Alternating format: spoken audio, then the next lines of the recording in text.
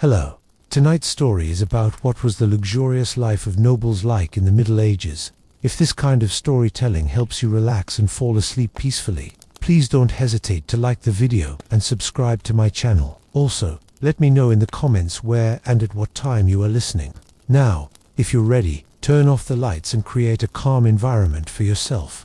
With the crackling sound of a fireplace in the background, let's begin this captivating story. Chapter 1. The Gates of Grandeur.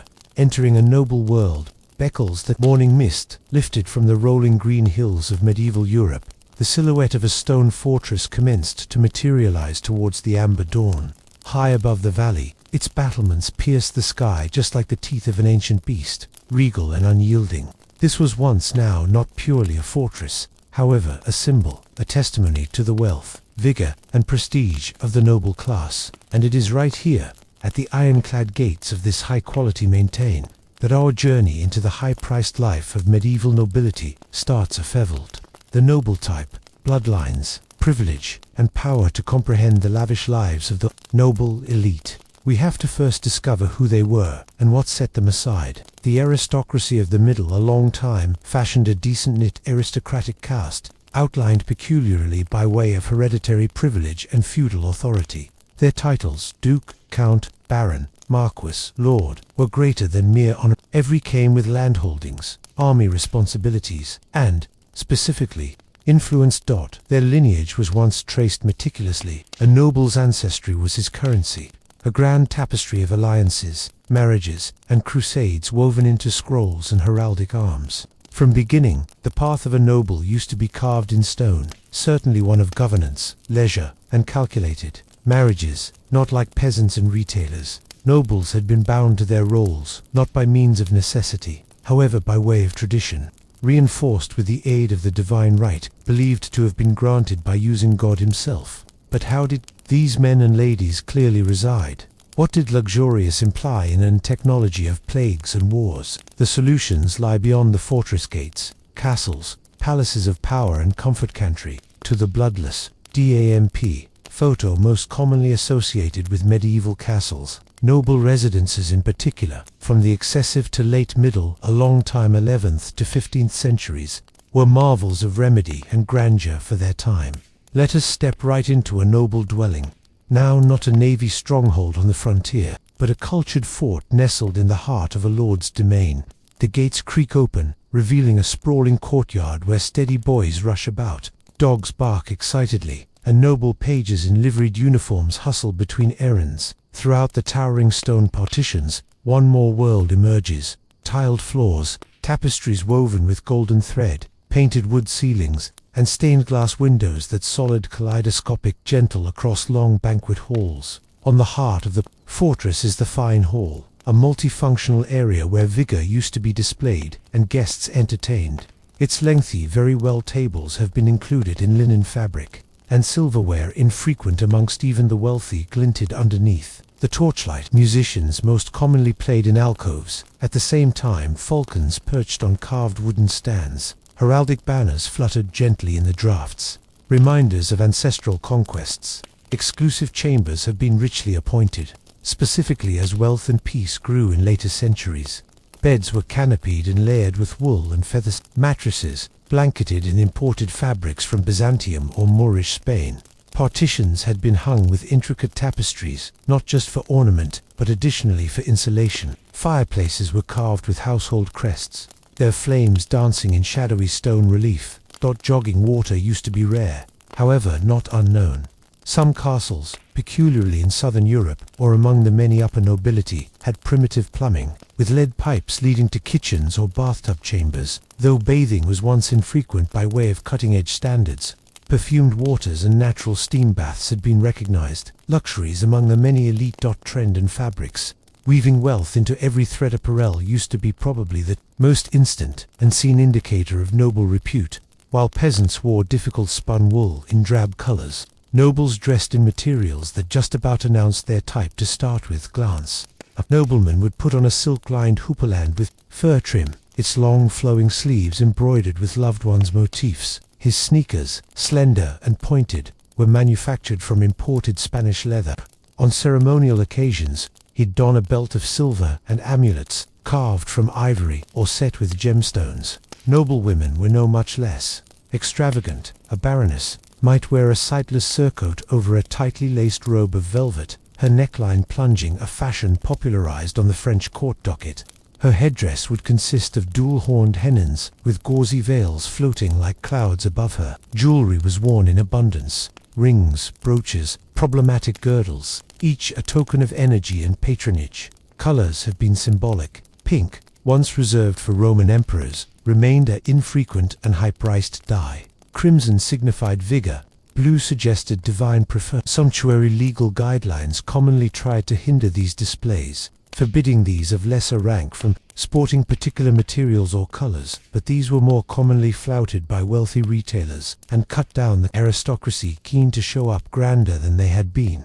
Cuisine and feasting, a theater of style and popularity. Few points of noble life have been extra ostentatious than their banquets. Even as the peasantry subsisted on rye, bread and barley porridge, the tables of the nobility groaned underneath the burden of roasted boars, peacocks stuffed with spices, and fish cooked in almond milk. Foods were intricate performances, designed as so much to provoke as to nourish. First got here the wassail, a ceremonial drink furnished with the aid of the lord to the feast. Then, dish after dish would arrive: pottage laced with saffron, pies with lark or venison, sweetmeats in the form of castles or mythical beasts. Servants carved meat at table. Aspect, a function requiring both skill and etiquette. Probably the most preferred dishes were set before the lord or his guests of honor, while the shrink-rating diners acquired the stays, still some distance higher fare than a commoner would see in a YR. Table manners had been codified. Certainly in the later Middle Ages, forks were extraordinary, but palms had been washed in scented water between publications.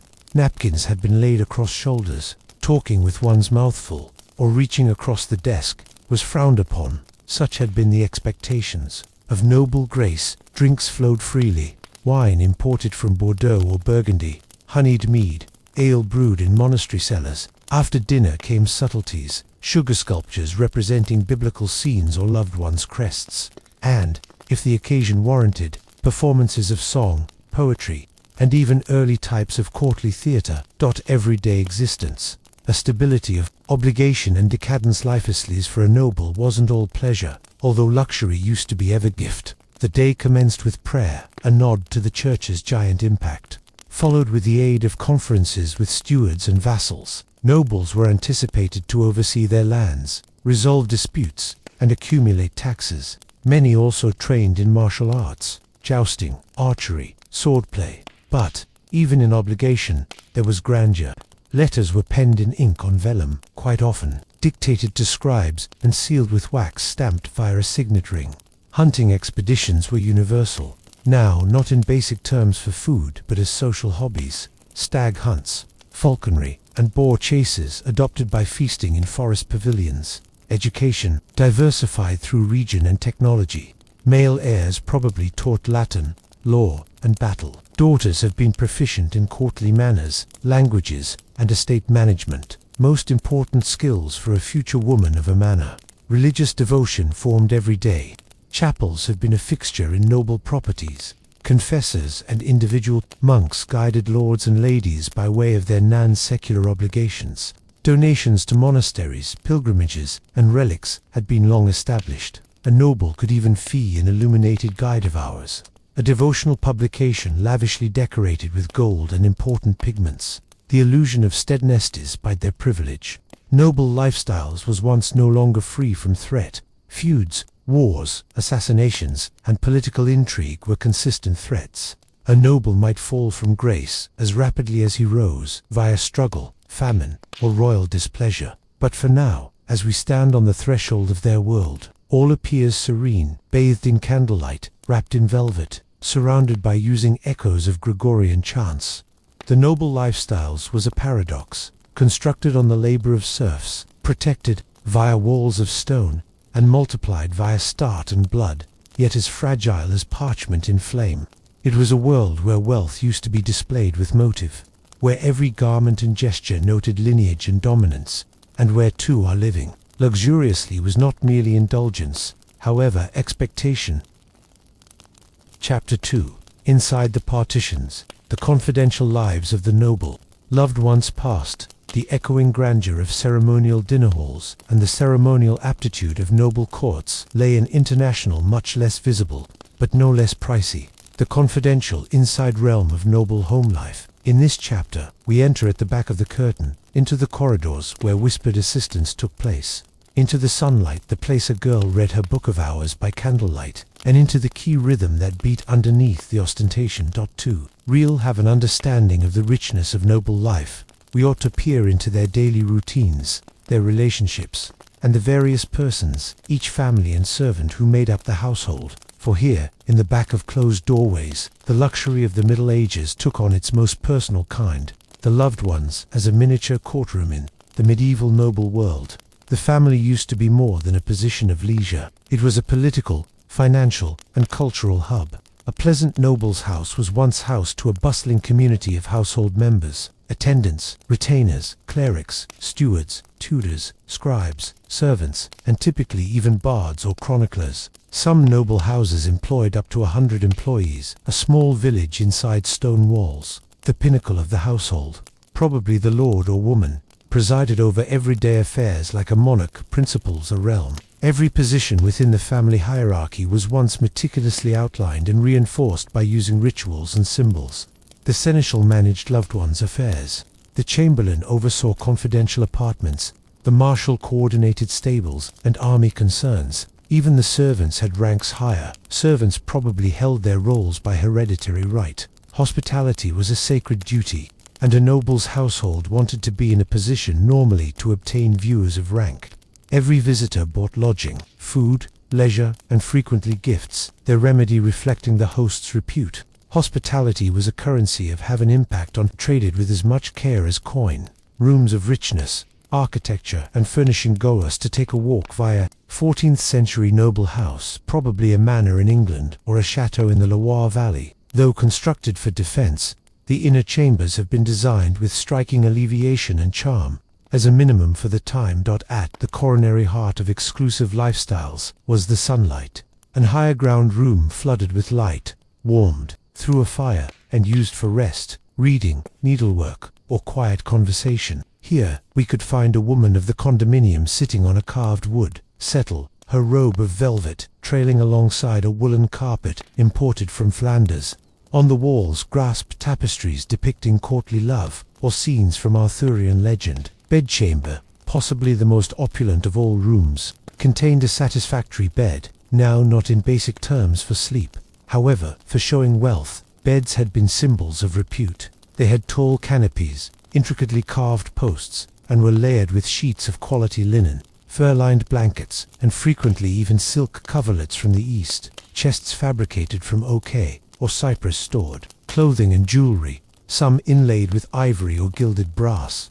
There have been stools, folding chairs, and the occasional studying desk, regularly draped in fabric. Window seats supplied views of the courtyard or gardens, and have been outfitted with cushions, a rare comfort in a time when most sat on naked benches. The garb, or privy, used to be, probably, a small chamber with a stone or wooden seat, leading to a chute. Although unsanitary by means of cutting-edge requisites, nobles saved their garderobes, scented with herbs and flora, and exceptional linens had been used for hygiene. Bathing used to be rare, however, lavish, involving copper tubs full of heat, water, perfumes, and oils, and regularly accomplished in the privateness of a warmed chamber. The noble girl, grace, authority, and domestic roulette, girl of the loved ones, was not purely a passive figure draped in finery. She held big authority, chiefly in her husband's absence, which would final months and even years as a result of battle, crusade, or courtly obligation. She managed the property's everyday operations, oversaw servants, planned foods, and ensured retailers were ample for the winter. She also performed a primary function in diplomacy, writing letters, internet hosting viewers, and forging alliances by way of reward-giving and hospitality. However, possibly most critically, the woman curated the image of refinement inside the home. She was once anticipated to be pious, literate, and expert in music, embroidery, and household remedy. Her chamber was ordinarily the mental and artistic middle of the fort.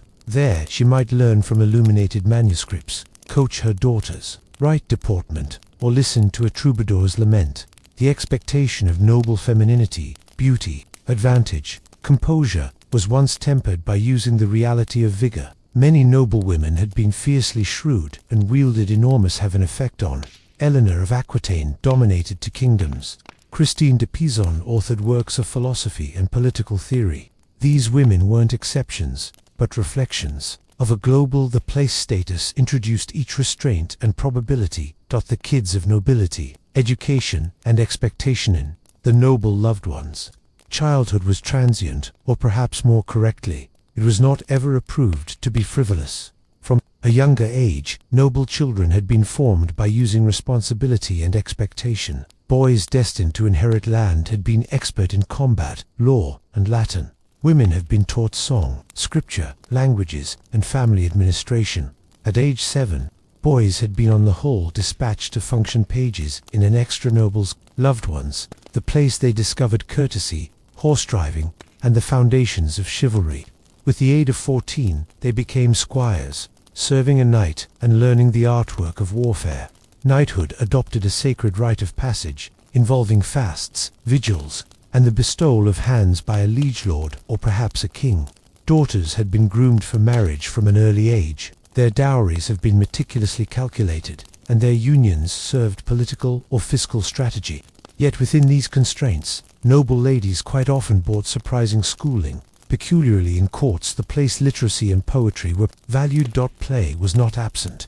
Wooden dolls, miniature weapons, and board games like chess and backgammon were widespread amongst noble children. However, even games taught classes, approach, persistence, hierarchy, luxury in ritual, clothing, grooming, and day-to-day routines. Noble's Day commenced with morning prayer, followed through grooming, an indulgent method for individuals who might come up with the money for it. Servants introduced warmed water and linens. Hair was once combed and perfumed. Guys had been shaved or trimmed by way of private barbers. Females' hair was once braided, normally adorned with pearls or ribbons. Garb modified multiple occasions a day. Morning apparel was once simpler. Midday costume confirmed the best materials. Evening put-on shimmered with embroidery, steel threads, and heraldic designs. Grooming gadgets, combs of ivory, mirrors of polished metallic, soaps scented with roses or sandalwood have been kept in embellished packing containers. Ingredients had been consumed in exclusive chambers, except it used to be a feast. Day breakfast or dinner used to be mild bread. Cheese might be wine or ale. Midday was once the fundamental meal, and supper lighter. Fasting days required fish, but nobles bent the principles, utilizing beaver tails or barnacle geese, believed to be fish, to justify feasting. The sounds and smells of privily glorious used to be no longer simplest, obvious, but heard and smelled. Harps, lutes, flutes, and sometimes organs or psalteries stuffed the chambers with track. Poets recited verses. Clerks read aloud from romances or scripture.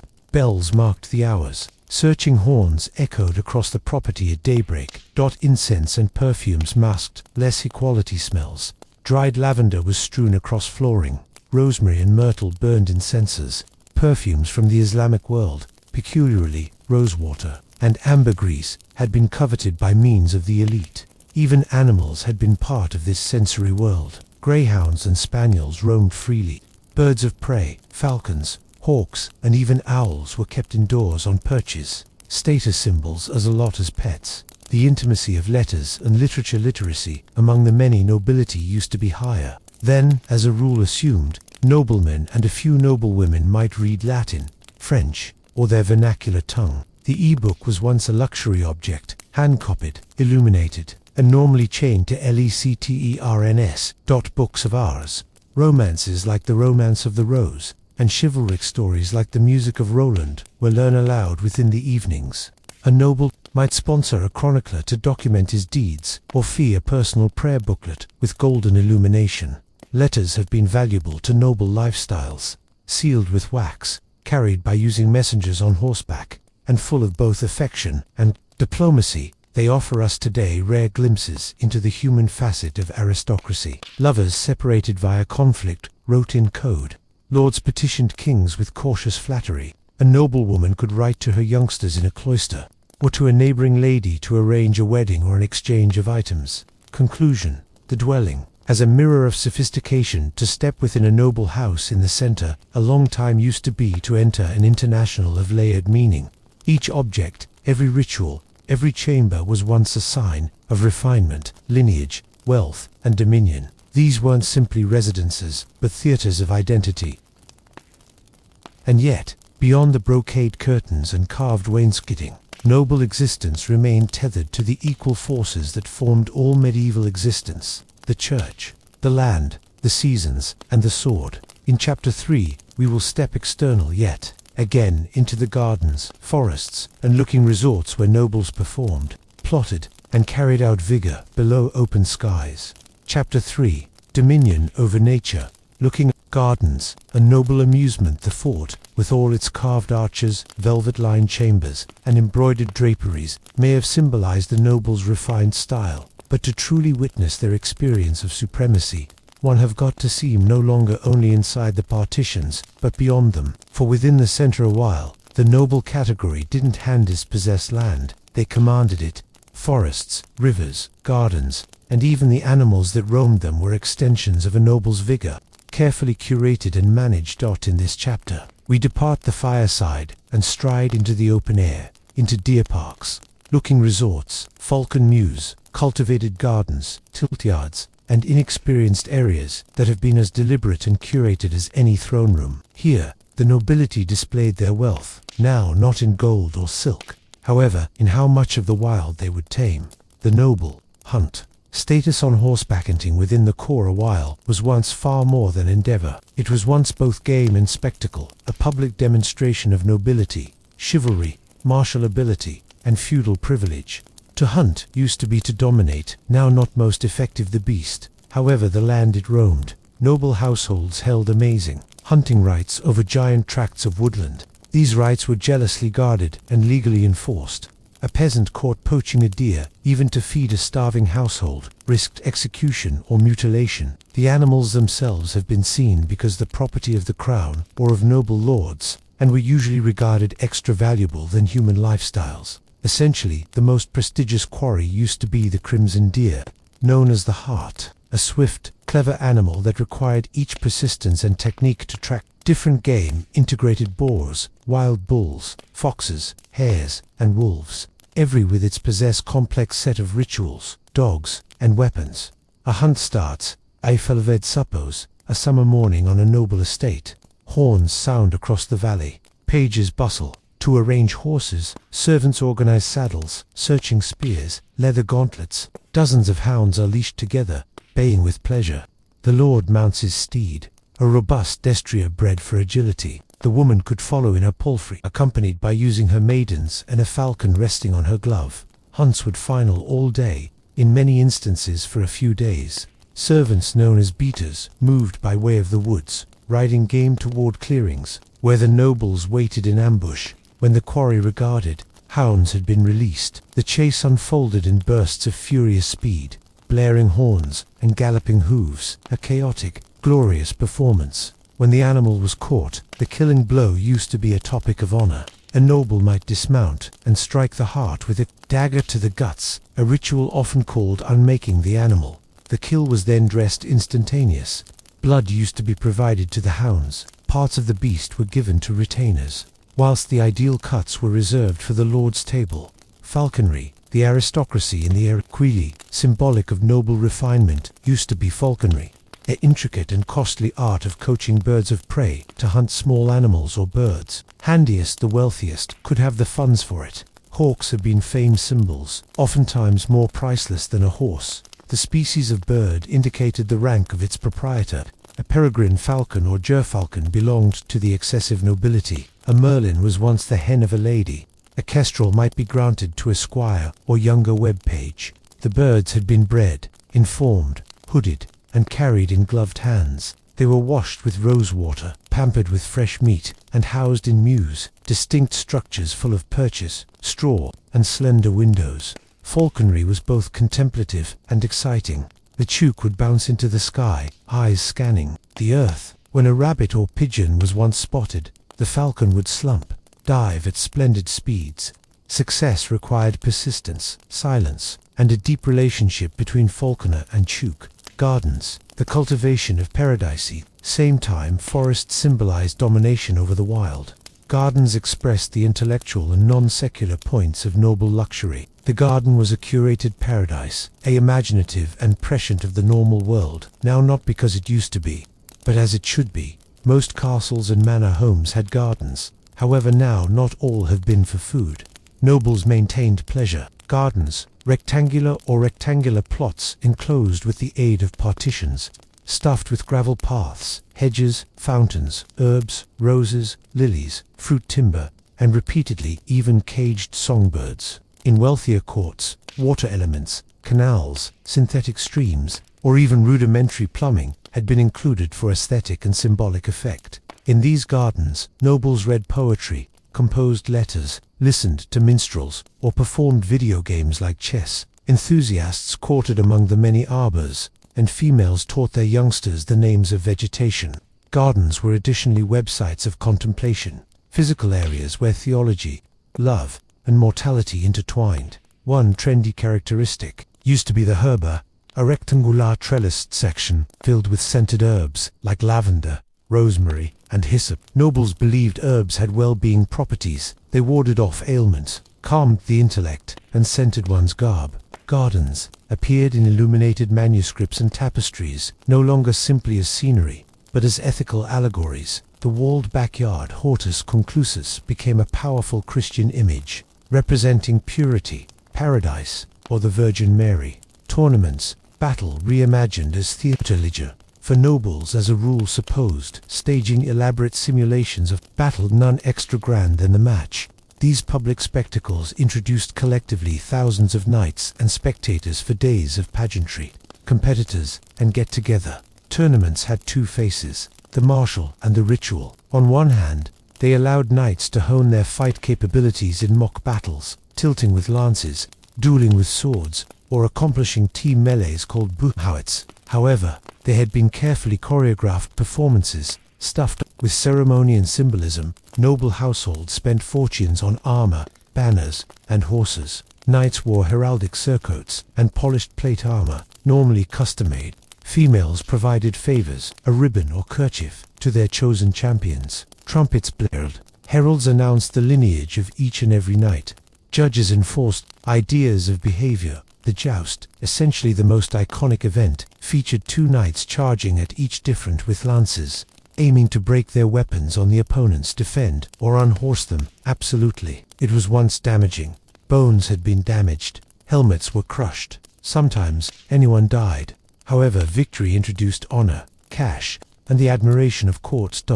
After the battles got here the feasting, roast swan, spiced wine, dancing track, poetry contests, and the coronation of the match's queen or victor. For nobles, tournaments reaffirmed their connection to martial glory and courtly virtue, both essential to their social snapshot. Seasonal targets and pastimes. The noble calendar used to be marked no longer just with the aid of feasts and fairs, but through seasonal leisure, activities that mirrored the rhythms of the land. Spring brought hawking, boating, and planting rituals in the gardens. Summertime was once for looking, tournaments, forest rides, and outside banquets. Autumn supposed the harvest feast and communal celebrations with tenants. Wintry weather moved leisure indoors, storytelling, chess, embroidery, studying aloud, or composing love letters by the hearth. Indoor video games mirrored intellect and etiquette. Chess was noticeable as a metaphor for courtly approach. Backgammon and cube were widespread amongst men. Noble women practiced needlework and weaving, but also discovered music and languages. Dancing was foremost. Every neighborhood had its possessed steps. From the stately bass dongs to the lively dances have been carried out in traces or circles, with strict decorum, below the watchful eye of musicians enjoying lutes, rebecks, and pipes. Luxurious by means of land, parks and hotels. Quality lords almost always created deer parks enclosed woodland areas, regularly thousands of acres broad, surrounded by means of ditches and wood fences. These had been stocked with deer, boar, pheasants, and rabbits. The park symbolized noble wealth and served as a personal area for game, reflection, and negotiation. Inside these parks were hunting hotels, smaller, confidential residences used in the course of multi-day expeditions, furnished with tapestries, fireplaces, and basic comforts. They provided nobles a retreat into nature without abandoning luxurious. These lodges had been quite often the sites of intrigue. Far from the court's scrutiny, nobles negotiated alliances, planned political maneuvers, or entertained secret company. Conclusion: the theatre of the outdoors and the medieval world. Land used to be vigor, and how a noble used that land informed the arena, the whole thing about them, their wealth, piety, taste, and identification. The hunt was a performance of manipulate, the backyard, a assertion of refinement, the match, a theatre of valor. Even amusement used to be a political act. To be noble was to live no longer simply above the land, however, by way of it, to form nature into symbols, into settings, into stage. To be noble was to live no longer simply above the land, however, by way of it, to form nature into symbols, into settings, into stages on which the story of popularity would unfold. In Chapter 4, we will step into the realm of courtly love, chivalric romance, in the smooth rituals of passion and poetry that flourished among the many noble elite. The place love was once never merely love, however, a incredibly stylized and high-priced artwork. Chapter 4, Love, Longing, and luxurious, the art of courtly ardor. Under the armor of chivalry and the bloodless stone of the citadel walls beat hearts, now, not like our own, full of longing, jealousy, wish, and the everlasting pursuit of love. However, within the courts and halls of medieval nobility, love was once no easy or spontaneous emotion. It was ritualized, codified, written into verse, danced into motion, and sealed with rings of gold. It was a performance, and the stage was sopping wet in velvet, lit via candlelight, and accompanied by way of the lute and lyre. In this chapter, we discover one of the fascinating features of noble existence, courtly love, a cultural phenomenon that modified confidential ardor into a public artwork type, framed by way of the ideals of chivalry, piety, and social decorum. By means of poems and glances, letters and tokens, nobles wove webs of affection that had been as expansive and carefully constructed because the tapestries in their halls. The invention of courtly love, a literary mirage. The notion of courtly love, recognized in Latin as amor curialis, or in French as fin amour, emerged within the courts of southern France within the 11th and 12th centuries.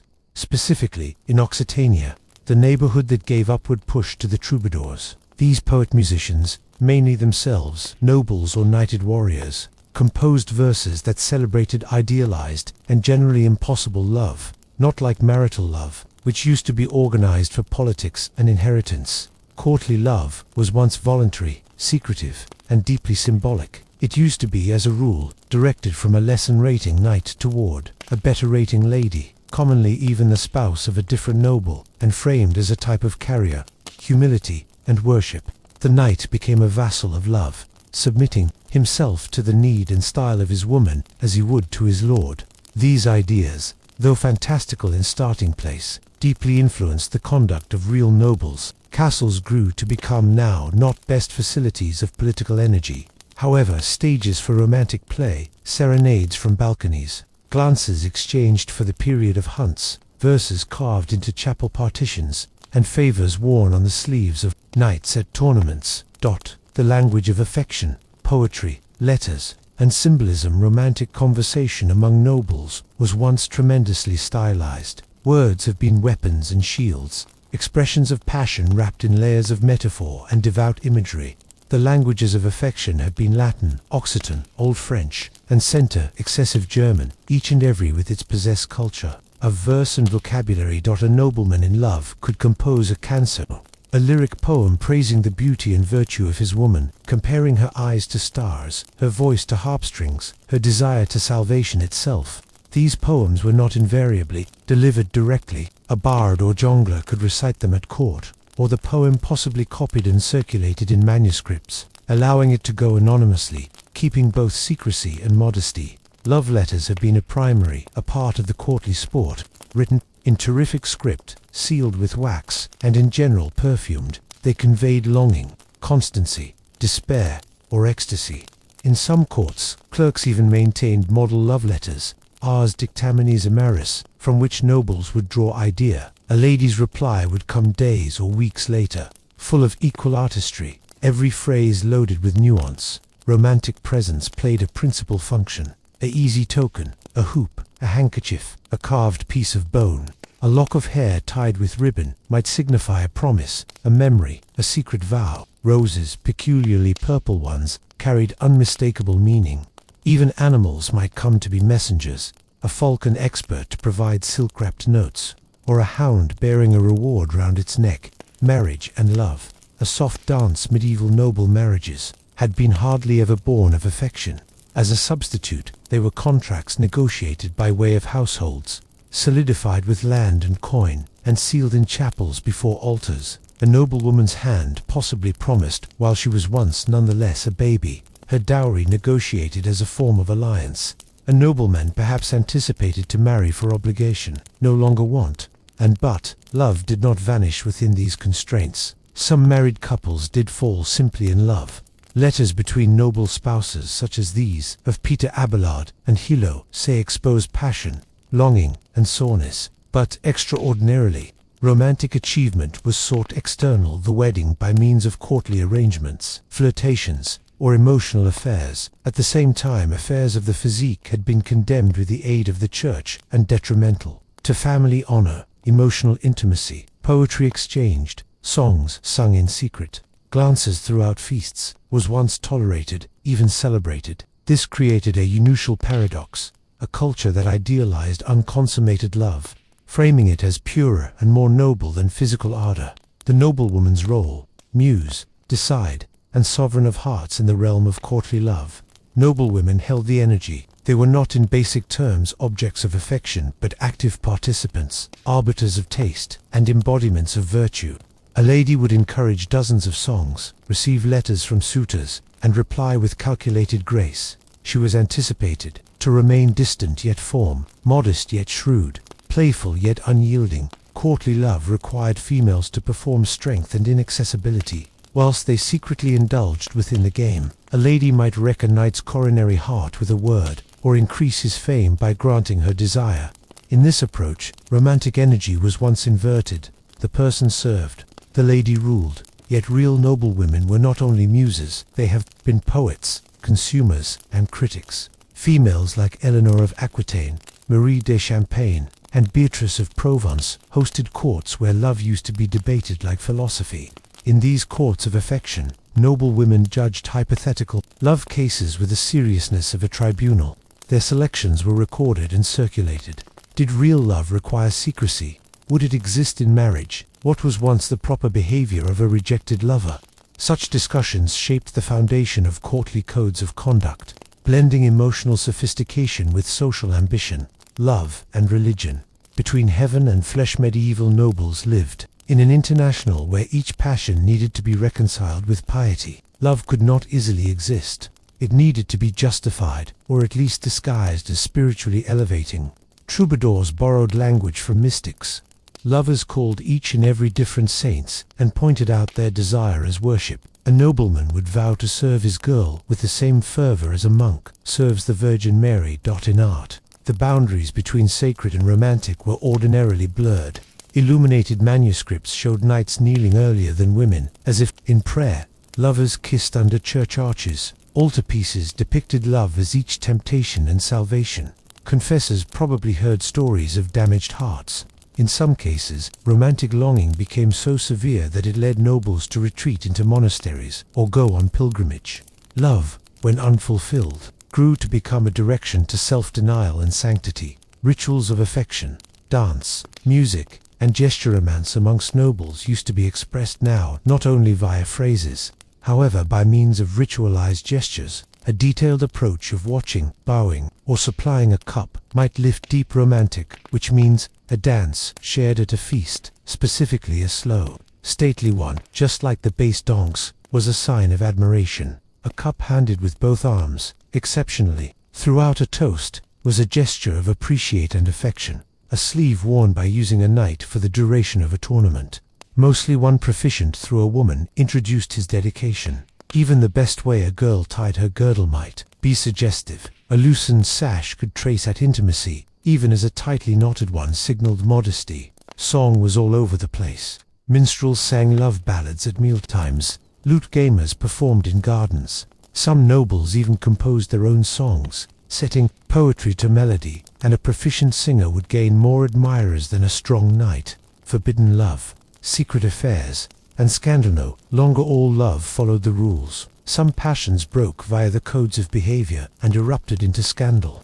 Secret trysts in towers, elopements beneath moonlight, affairs with troubadours, even infidelities with servants. The reviews are as numerous as they're dramatic. Some of the most famous medieval memories, Tristan and Isolde, Lancelot and Guinevere, Abelard and Heloise, are experiences of forbidden love, punished with the aid of exile, dying, or divine wrath. These were cautionary stories, yet their reputation suggests that nobles recognized deeply with the tension between wish and responsibility. Scandals could damage reputations. A noble woman accused of impropriety might be exiled to a convent. A knight who betrayed an additional man's honor might face a duel. But these risks simply heightened the thrill and the status of a love pursued in defiance of expectation. Conclusion: the posh of the heart among the many tapestries, silver goblets, and golden spurs of noble life, the truest luxury may have been the gap to like, to believe deeply, to specific desire in poetry, to convert longing into a public artwork form. In an international of organized marriages and political calculation, courtly love allowed nobles to reclaim a bit of their humanity. It was romantic efficiency. Sure, however, one who improved each the heart and the imagination. In Chapter 5, we will be able to return to the more material facet of nobility and step into the realm of luxury goods, rare imports, and alternate networks, exploring how nobles acquired their finery, from Jap silks to spices from the Orient, and how the market of the medieval world fueled the class of aristocratic life. Chapter 5. The elegance of feasts and banquets in the medieval world. The place survival often depended on one's category. Few spectacles matched the grandeur of a noble's feast. These events weren't mere displays of wealth, they have been political levels, social hierarchies in movement, and affirmations of divine prefer. Chapter 5 delves into the heart of noble life. The feast, a luxurious affair that blended culinary extravagance with energy, pageantry, and a ritualized expression of the social order. Let us enter the satisfactory hall, vaulted ceilings echoing with laughter, torches sputtering along stone walls, hung with vivid tapestries depicting scenes of hunts and battles. The air is thick with the scent of roasted recreation, spiced wine, fresh bread, and the sharp tang of burning beeswax candles. A noble banquet used to be no longer thrown without purpose. Celebrations more often than not marked political treaties, marriages, births, feast days of saints, or triumphant returns from crusades or campaigns. However, beyond their instant motive, banquets served to remind all attendees of their situation inside the medieval order. God specifically, followed via the king, nobles, knights, after which the peasantry absent from these activities until performing labor, the setting of beautiful dining subject at first-rate hall was the symbolic heart of the citadel or manor. It was once, now not handiest, the most important area, but in addition, the most richly embellished. Excessive above the ground, the hammer-beam ceilings soared, carved with crests and lined with banners of the condo. Richly embroidered tapestries, normally imported from Flanders or woven in the community by using expert arms, insulated the stone walls and narrated family legacies. On the core of the hall stood the high desk, where the lord and his most honored visitors sat, increased bodily and symbolically. Under lengthy trestle tables accommodated knights, courtiers, and traveling clergy. Seating used to be no longer arbitrary. It signified one's proximity to power. Culinary theater feasting was a performance. Dishes arrived in procession, carried by servants clad in livery, bearing the loved one's crest. Trumpets blared to announce each new course. The kitchen employees, typically numbering over 50 in a rich loved ones, had worked for days, even weeks, getting ready the fare. Head cooks, mainly male, oversaw the procedure like conductors of an orchestra. The courses themselves had been marvels. A first path would begin with potager, thick stew, accompanied by way of trenchers, stale bread used as plates. Then came sport, roasted venison, boar or swan, the latter served with its feathers reattached for theatrical influence. Fish dishes, required on meatless days, had been regularly sculpted into fantastical forms, woven into knots, or pike, formed like dragons. Distinctive spices pepper, saffron, ginger, cloves imported at satisfactory cost, flavored these dishes, to not mask terrible best as myths indoors, but to exhibit wealth and taste. Sugar, considered a spice, was used liberally in both savory and sweet dishes. Confections shaped like castles or saints' shrines graced the ultimate direction. Drinks and enjoyment, wine flowed freely, imported from Gascony or Burgundy, and ale was to be had for lesser friends. Mead, made from fermented honey, added sweetness. To the desk, the wealthier the host, the extra varied the drink choices. Entertainment used to be necessary. Minstrels sang of Arthurian legends or Charlemagne's victories. Jongleurs carried out tricks, acrobatics, and storytelling. Morality performs or mystery performances brought biblical parables to existence. A skilled fool might mock the host inside. Limits as part of the evening's levity. Symbolism and ritualic aspect of the feast held symbolic weight. The bread, damaged and shared, echoed the Eucharist. Hand-washing rituals earlier than and after meals weren't simply hygienic but non-secular, purifying. The seating hierarchy reflected the great chain of being, a medieval doctrine, putting each creature in a divine order. Guests knew their position. Silence reigned until the Lord spoke. Rising or sitting before him was once a breach of etiquette. Servants bore water in silver basins, napkins over their hands. Even scraps had their intent gathered in alms dishes, for distribution to the terrible dot at the back of the scenes. Labor and instruction for each noble visitor. Dozens labored unseen. The kitchen buzzed with cooks, spit boys rotating meats over open flames, and pantry boys sorting spices. Within the buttery and wine cellar, drinks had been decanted. The marshals ensured the corridor was once in order. Stewards oversaw logistics. Serving a noble feast required near-army precision. From sourcing materials often from far-off lands to timing publications, feasts have been logistical marvels. Mistakes, like undercooked meat or late service, would offend strong company or mar the host's status. Feasting and politics bind their attractiveness. Banquets have been tools of diplomacy. A well-hosted feast could secure alliances, galvanize knowledge in legal guidelines, or intimidate rivals. Kings like Edward I of England or Philip IV of France used feasts to dazzle foreign envoys. At such tables, marriages were arranged, dowries negotiated, and treaties discussed between sips of wine and bites of gilded pastry. Feasts additionally served to toughen loyalty. Knights swore fealty over salt and bread. Vassals obtained tokens of want: a jeweled dagger, a goblet.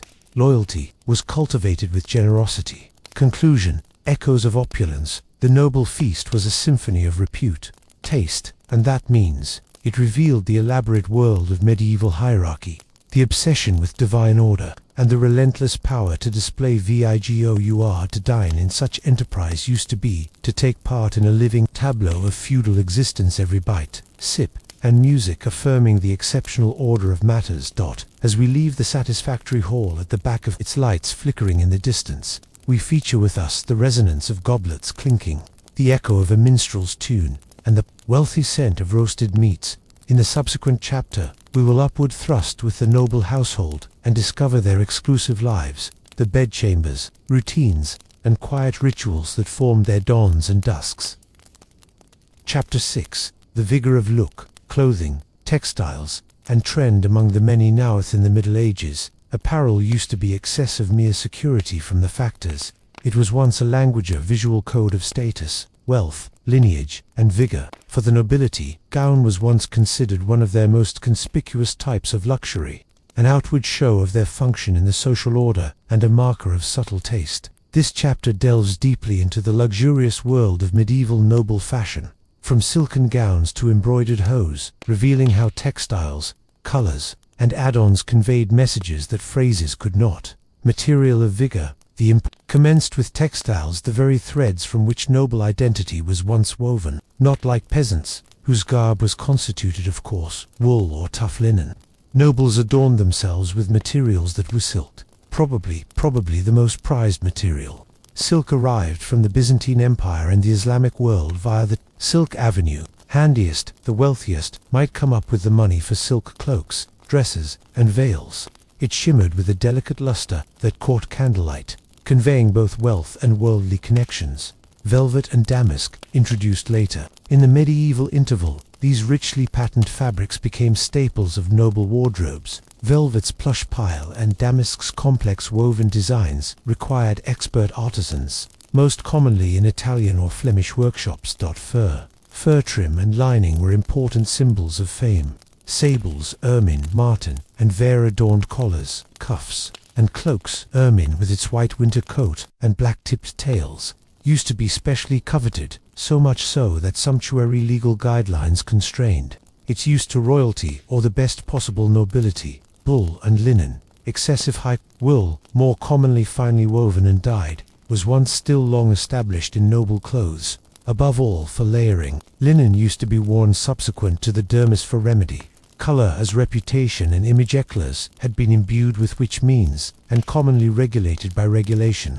Dyes have been hypriast and tricky to provide. Purple, related to imperial power because Roman times, was once virtually exclusively worn with the aid of royalty and the easiest nobility. Pink, a color of passion and vigor, was widely used, however, as a rule reserved for upper courses as a result of the price of purple dyes like kermes and later cochineal blue.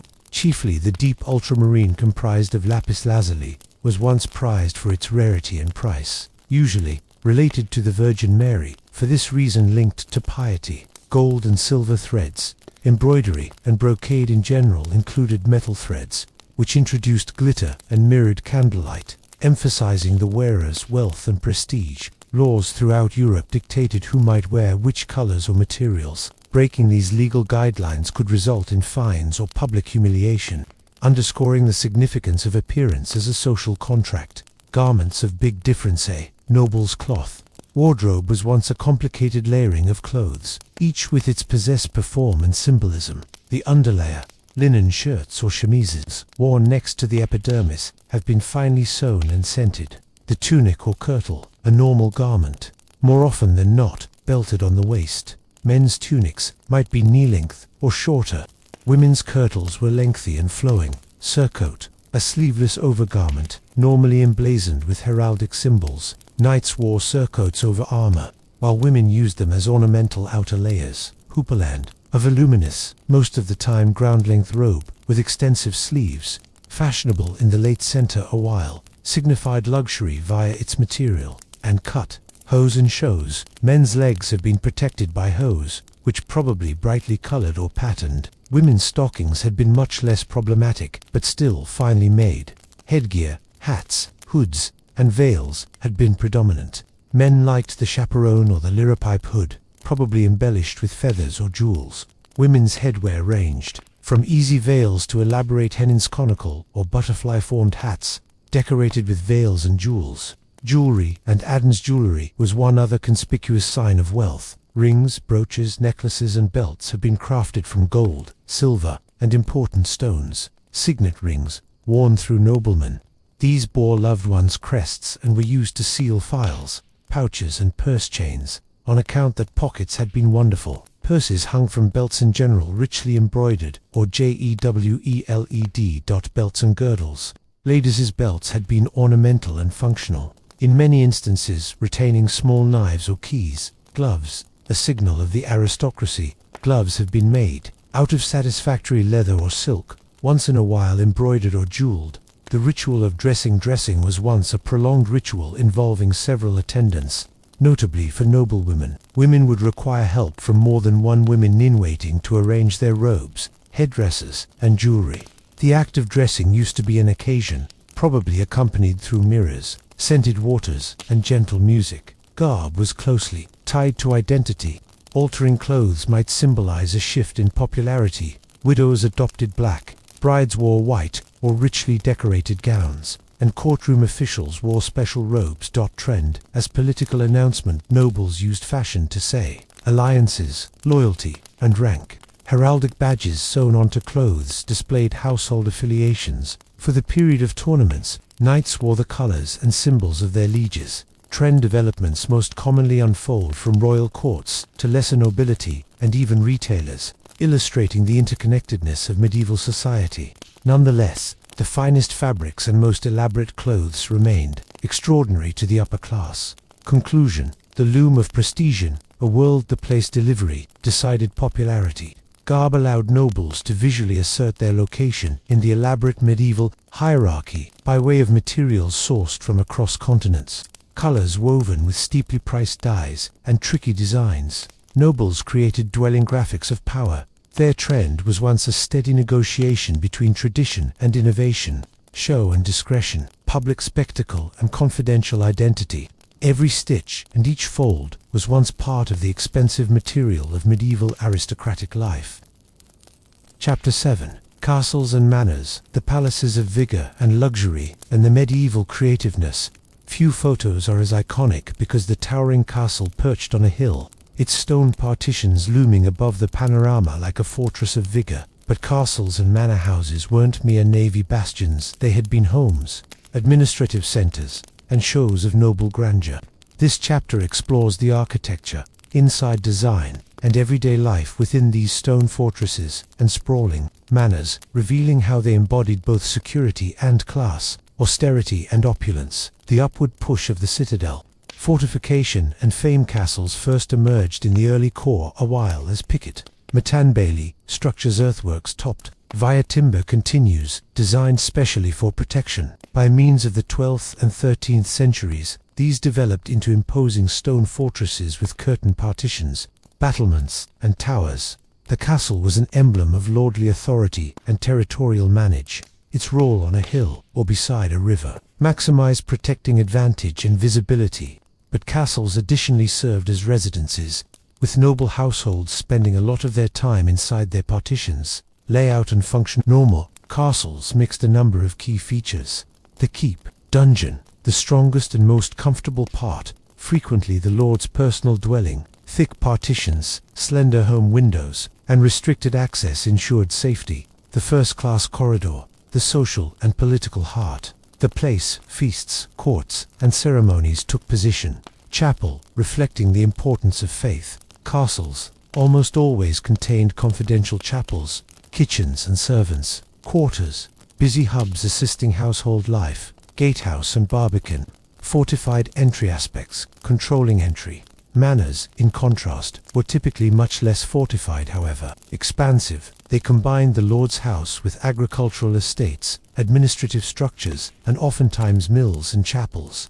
Manors most of the time had gardens and parks, emphasizing relief over safeguard. Interiors, from stone to attractive ends. Medieval castles balanced performance with luxurious. Walls were thick and bloodless. However, tapestries, carpets, and wood paneling softened the gap. Tremendous hearths warmed the halls. Furniture ranged from simple benches to ornately carved chairs and tables. Rooms had been mainly multifunctional. The excellent corridor served for dining, enjoyable, and council meetings. Private chambers had been more and more emphasized for privateness and comfort, specifically in later medieval centuries. Noble chambers featured ornate beds with canopies, embroidered textiles, and private gadgets akin to writing desks, mirrors, and jewelry chests. The art of ornamental decoration mirrored each status and personal style. Tapestries depicted biblical scenes, legends, or heraldic symbols. They also provided insulation, painted ceilings, frescoes, stained glass home windows, and carved stonework introduced color and artistry. In some castles, worthy objects equivalent to gold chalices, ivory carvings, and devout relics have been displayed. Gardens adjacent to manors or castles mixed decorative crops with sensible herbs and fruits, growing areas for leisure and contemplation. Everyday existence inside, while existence in a fortress was once a mixture of ceremony and activities. Nobles oversaw the administration of their estates, held courts of justice, entertained visitors, and managed family affairs. Servants and retainers shaped an elaborate social hierarchy, from excessive rating stewards and chamberlains to kitchen maids and steady boys. Everyday rhythms have been punctuated by way of meals, prayers, hunts, tournaments, and seasonal festivals. Despite the imposing structure, castles have been typically facilities of warmness and hospitality. The function of castles in politics and warfare. Castles had been facilities of army vigor, Lords used them to control territories, preserve borders, and challenge authority. During conflicts such because the 100 Years' Battle, castles became strategic strongholds, but castles were additionally political symbols. Their development required royal permission, signaling a noble's prefer or ambition. Some castles functioned as prisons or areas of negotiation. The decline and transformation of castles by way of the late core a while. The upward thrust of gunpowder and changes in struggle diminished castles' military value. Many nobles shifted center of attention to extra comfy manors and palaces designed for dwelling and display. This transition marked a transfer towards Renaissance beliefs of architecture and home existence. However, medieval castles remained enduring, symbols of noble vigor and heritage. Conclusion: stone palaces of medieval nobility, castles and manors had been more than fortresses. They were the bodily embodiment of noble identification, mixing security, domesticity, and show. Through their partitions handed the everyday lives, ambitions, and ceremonies that outlined medieval aristocracy. In the subsequent chapter, we will be able to discover the intimate world in the back of these partitions, the personal lives, schooling, and roles of noble children as they prepared to inherit this legacy of luxury and energy. Chapter 8: Heirs to Energy, Childhood and Schooling in Noble Households. Within the grand tapestry of medieval noble lifestyles, the earliest threads were woven in childhood. For noble families, the upbringing of children was once a relevant investment, not just of their personal futures, however, in the continuity of vigor, wealth, and status. This chapter explores the pricey yet disturbing world of noble childhood from the earliest years by means of coaching in etiquette, war, and finding out the crucible in which future lords and females had been formed. Beginning in baptism, celebrations of lineage. The beginning of a noble youngster was a momentous occasion, most commonly celebrated with lavish items and ceremonies. It symbolized the continuation of loved ones' traces and alliances. Midwives attended births, and the youngster was baptized rapidly, usually with problematic church offerings. Godparents have been cautiously chosen among strong household or allies, strengthening social bonds.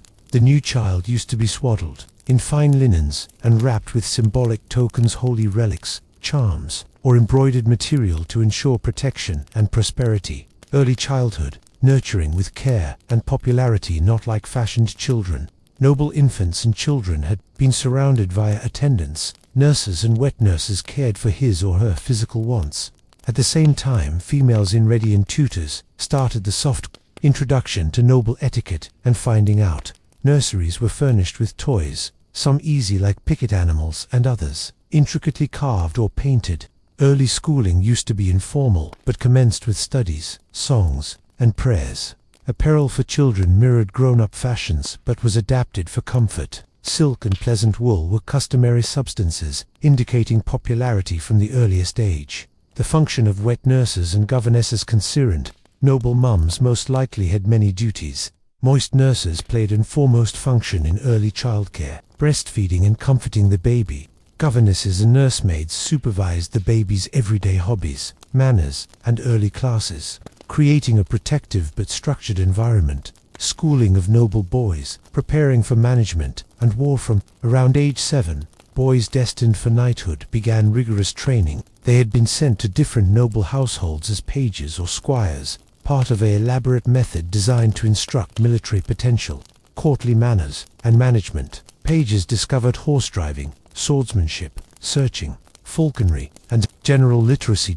They were informed in chivalric ideals, including courage, loyalty, and piety. Boys additionally studied Latin, the language of the church, and administration. Etiquette, dancing, and track have been crucial ingredients of their education, as nobles wanted to excel in courtly life. This apprenticeship might final except the boy's early 20s, culminating within the ceremony of knitting, ritual imbued with devout blessing and social attention. Education of noble girls, cultivating grace and effect. Girls had been knowledgeable peculiarly at home, underneath the guidance of mums, governesses, or confidential tutors. Guide, integrated reading, writing, arithmetic, and languages corresponding to Latin or French. Ladies learned abilities like embroidery, weaving, song, harp, lute, singing, and dancing. Religious schooling used to be emphasized.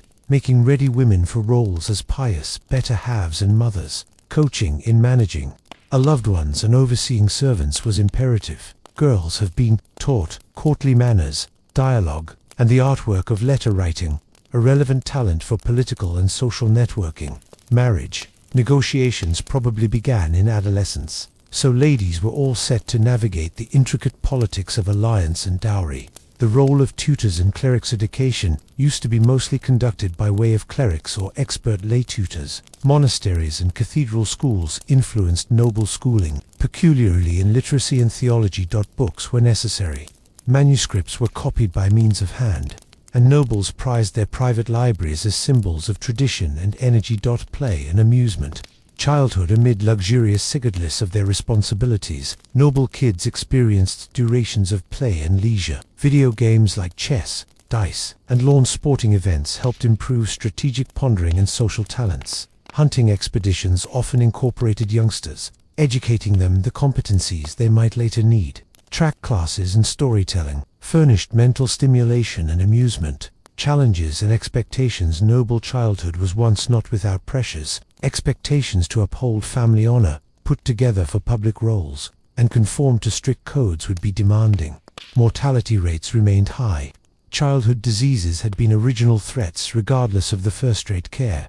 Education aimed to arrange children now, not just for privilege, but for survival and leadership in a turbulent world. Conclusion.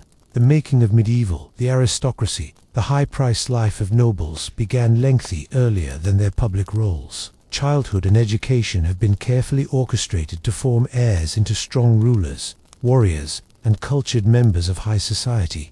The teachings learned in these early years would echo during their lives, informing their tastes, behaviors, and decisions that shaped medieval history. Chapter 9. Gardens of Paradise, Noble Estates. And there L.E.N.D.s, C.A.P. sat. The same time castles and manors rose impressively from stone and bushes. It was once the encircling lands, the gardens, parks, and estates that accomplished the noble vision of luxury. These landscapes have been cautiously designed to reflect popularity, provide pleasure, and serve useful purposes. This chapter explores the sophisticated gardens and estates of medieval the aristocracy. The place, nature, art, and utility intertwined to create dwelling paradises. The symbolism and intent of noble gardens were more than decorative. They embodied beliefs of order, harmony, and divine magnificence. Motivated by classical and monastic traditions, medieval gardens had been frequently conceived as earthly reflections of the heavenly paradise. Pleasure gardens supplied area for leisure, social gatherings, and contemplation. Kitchens and herb gardens provided fresh parts and medicinal crops. Searching parks had been important for activity and food, enclosed with fences or walls to control recreation. Gardens communicated wealth and managing. Nature itself used to be a metaphor for noble power. Varieties of medieval noble gardens: the walled garden, hortus conclusus, mostly enclosed by using high partitions or hedges. These gardens furnished privacy and protection. The walls additionally created microclimates, superb for developing soft plants. The pleasure garden, full of fragrant floroses, lilies, violets, and decorative bushes. These areas have been areas to stroll, speak, and entertain. The kitchen garden, practical but well maintained. These gardens grew herbs like rosemary, sage, and thyme greens, and fruits fundamental for the kitchen. Orchards, fruit timber akin to apples, pears, and cherries have been usual. Fruit used to be a luxury object, regularly preserved or used in feasts. Fish ponds and water elements. Many estates incorporated ponds stocked with fish like carp and trout, offering a sustainable food source. Water facets added magnificence and cooling results. Design and decoration of medieval gardens had been generally geometrically designed, reflecting modern recommendations about cosmic order. Pathways divided backyard beds into neat squares or rectangles. Fountains and stone benches provided focal points. Sculptures and sundials embellished some gardens, although these were less fashioned than in later durations. Arbors and trellises supported hiking crops like vines and roses.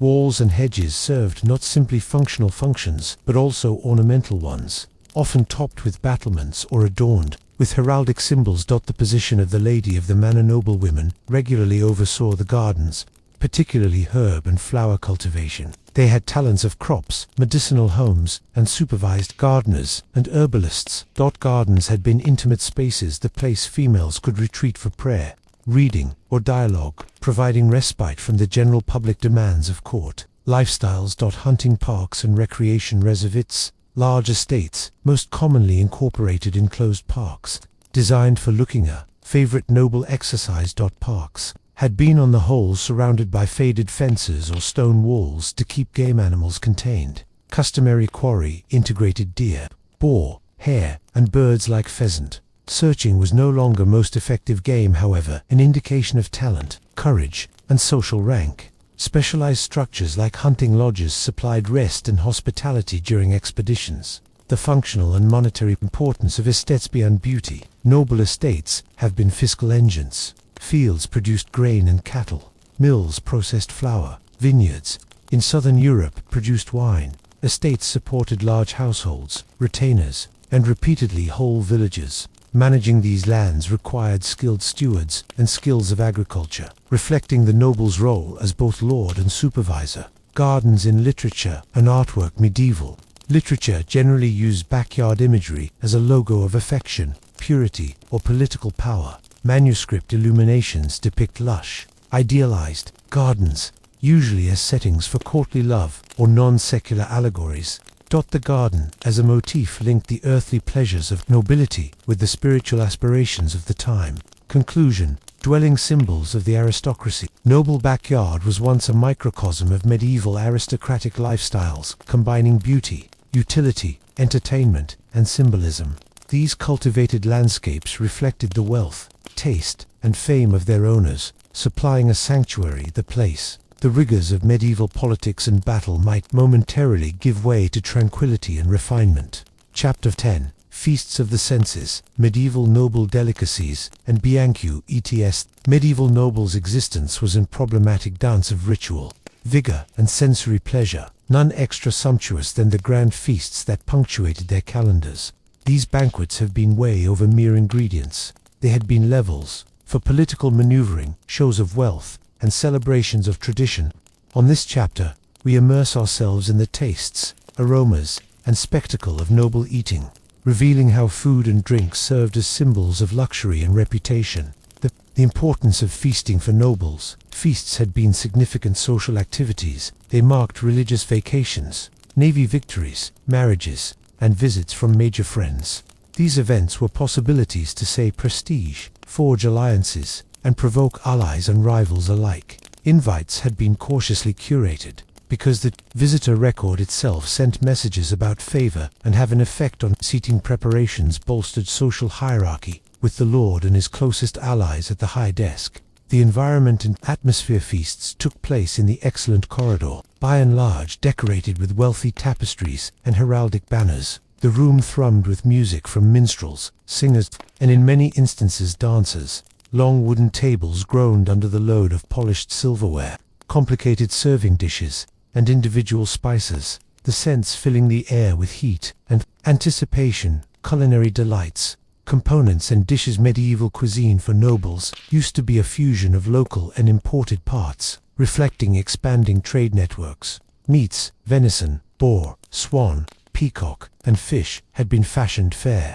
Roasting on spits over open fires created succulent textures and aromas. Exceptional spices, pepper, saffron, cinnamon, cloves, and nutmeg, delivered layers of flavor and indicated wealth, as spices had been steeply priced imports.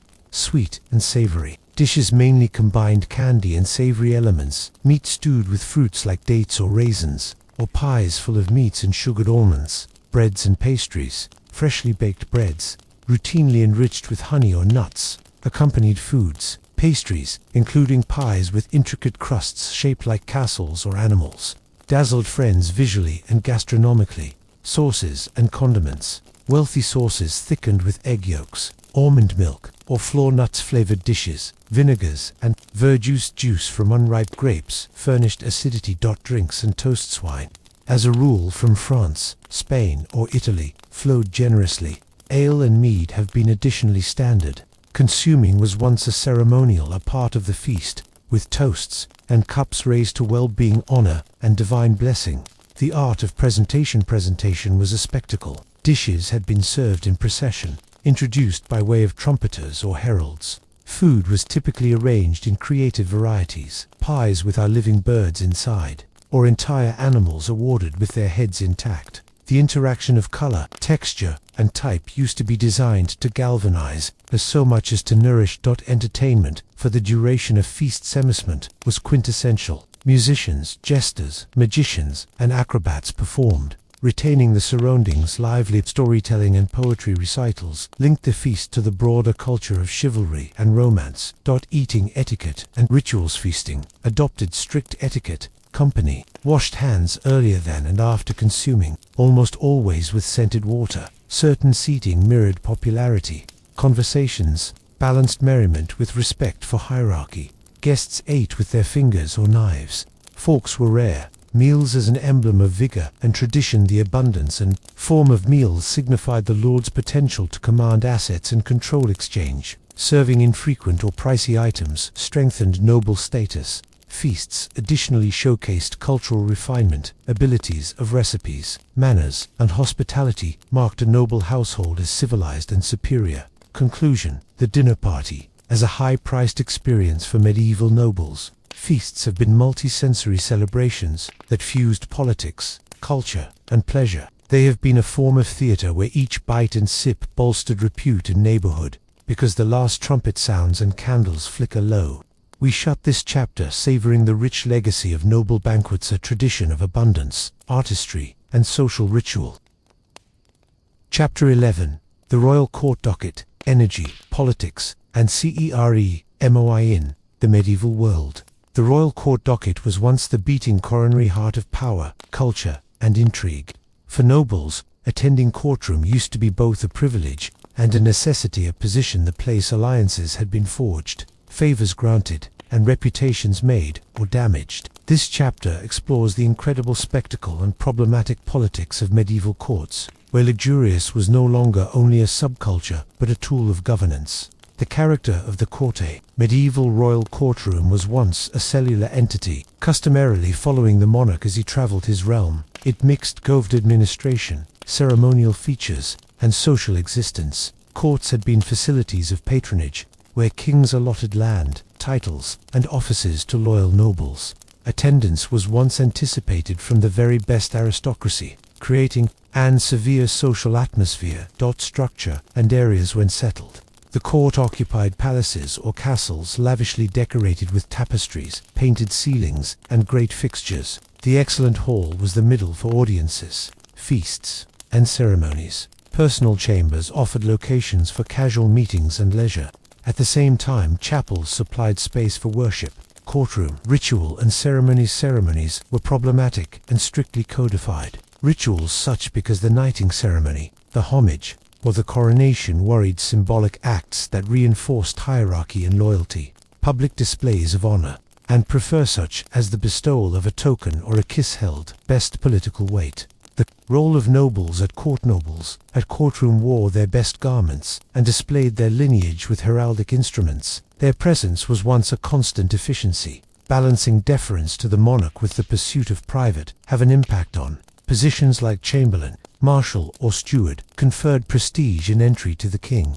Courtiers competed for these workplaces as well as for the monarch's ear, amusement, and tradition. Court existence used to be rich with cultural pastime.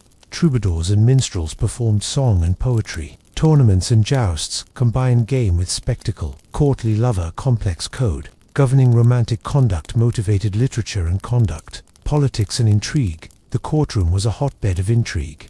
The place alliances shifted, rivalries simmered, and plots brewed. Nobles navigated this world cautiously, using diplomacy, patronage, and generally deception. The monarch relied on court factions to manipulate, balancing competing interests. Females of the courtroom played vital roles as shoppers, diplomats, and cultural trendsetters. Queens and females of the court docket influenced trend, style, and politics. By way of marriage, mediation, and social grace. They shaped alliances and wielded refined vigor. The courtroom as a center of energy and luxurious lariat courtroom. used to be on a grand scale, from luxurious garb and banquets to lavish ceremonies. The courtroom's splendor symbolized the dominion's force and class. Attendance at court. Dockets strengthened noble identification and social order, blending spectacle with governance. Conclusion. The courtroom's enduring legacy. The medieval royal court was a global where energy and luxurious intertwined, where each gesture used to be charged with that means. It formed the political and cultural landscape of Europe, and it's have an impact on echoes within the pomp and ceremony of modern statecraft. Chapter 12. Faith and Ritual. Spiritual lifetime of the aristocracy. For medieval nobles, existence was deeply intertwined with faith and ritual. Their high-priced existence used to be framed via religious observance, which shaped everyday routines, social practices, and even political energy. This chapter explores how religion permeated noble lifestyles, from personal devotion to public ceremonies, revealing a world where spiritual prestige was as vital as worldly wealth. Faith, as groundwork. Christianity was once the principal pillar of medieval society. Nobles had been anticipated to reside piously, aiding the church materially and morally. Their legitimacy was most likely linked to divine favor, and religious associations reinforced social hierarchies. Confidential devotion within their grand homes. Nobles maintained personal chapels or oratories, the place they might pray and meditate. These areas had been richly adorned with icons, reliquaries, and illuminated manuscripts. Everyday prayers, reading of psalms, and contemplation had been part of noble routines. Individual chaplains as a rule guided non-secular observe and offered tips. Devout festivals and observances. The medieval calendar used to be marked via feast days, saints' days, and holy seasons like Advent and Lent. Nobles participated in mass, processions, and specific offerings. Main celebrations involved grand banquets and charitable acts, reminiscent of distributing alms to the terrible. Patronage of devout associations. Nobles endowed churches, monasteries, and abbeys with land, cash, and relics. This patronage enhanced their spiritual prestige and secured prayers for their souls. Monastic orders, such as the Cistercians and Franciscans, quite often got noble support, influencing religious and cultural lifestyles. Pilgrimages and crusades. Some nobles undertook pilgrimages to holy sites like Santiago de Compostela or Jerusalem. These journeys have been acts of devotion, penance, and repute. Participation in crusades was both a religious duty and a possibility for glory, wealth, and territorial enlargement. Religious schooling and ethical guide education in noble households incorporated devout guideline, emphasizing virtues like charity, humility, and obedience. Clerics taught ethical conduct, and chivalric codes mostly included Christian beliefs. Rituals of life and sacraments marked key lifestyles, moments, affirmation, marriage, and final rites. Nobles discovered funerary rites with equality ceremony, commissioning tombs and memorial masses. Belief within the afterlife influenced burial practices, probably in household chapels or churches. Religious artwork and symbolism. Noble homes had been decorated with crosses, paintings, and sculptures reflecting religion. Heraldic symbols by and large included saints or devout motifs. Relics. Objects related to saints have been treasured possessions believed to confer safeguard and blessing. Religion and political authority. The church legitimized noble authority, while nobles blanketed and influenced ecclesiastical appointments. The interdependence of secular and devout energy was a defining feature of medieval society. Conclusion. Faith is a cornerstone of noble lifestyles. Religion shaped each aspect of noble existence, supplying comfort, that means, and authority. The spiritual luxury of medieval aristocracy was inseparable from its fabric wealth, making a difficult tapestry of devotion and display. Chapter 13. Legacy and transformation. The enduring have an effect on of medieval noble luxurious. The medieval technology waned and the Renaissance dawned. The highly priced life of the nobility evolved, yet its echoes remained vivid within the material of European history. This final chapter displays on the legacy of medieval noble opulence, the way it shaped culture, politics, and social constructions, and the way altering occasions modified that grandeur into new forms. The decline of the aristocracy way of the late 15th century, transferring political and monetary forces, began to erode the feudal order. The rise of centralized monarchies lowered the autonomy of nobles. The development of commerce in cities offered new wealth past the landed aristocracy. Gunpowder and advances in army technology diminished the strategic worth of castles. Yet, noble households tailored, reworking their roles from feudal lords to courtly aristocrats. The evolution of noble residences castles gave option to palaces and manor residences, emphasizing alleviation, artwork, and show over protection. Architectural patterns included Renaissance aesthetics, with tremendous windows, ornate facades, and formal gardens. These new homes mirrored altering tastes and the wish to impress not through navy wood, but cultural refinement, continuity in trend, and ceremony. Medieval trends, complex styles influenced Renaissance garb, with nobles continuing to use gown as an emblem of repute. Court docket rituals and ceremonies, developed however, maintained their value in expressing hierarchy and power. The cultural effect, the patronage of arts, literature, and schooling through medieval nobles laid the groundwork for the flowering of Renaissance tradition.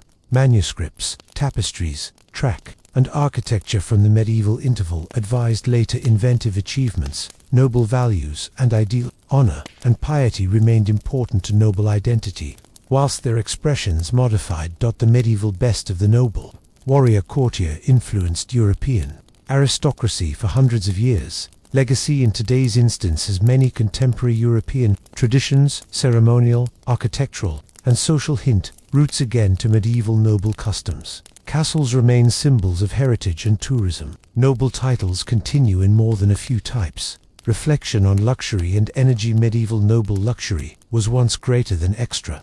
It was once an elaborate language of vigor, faith, and identity.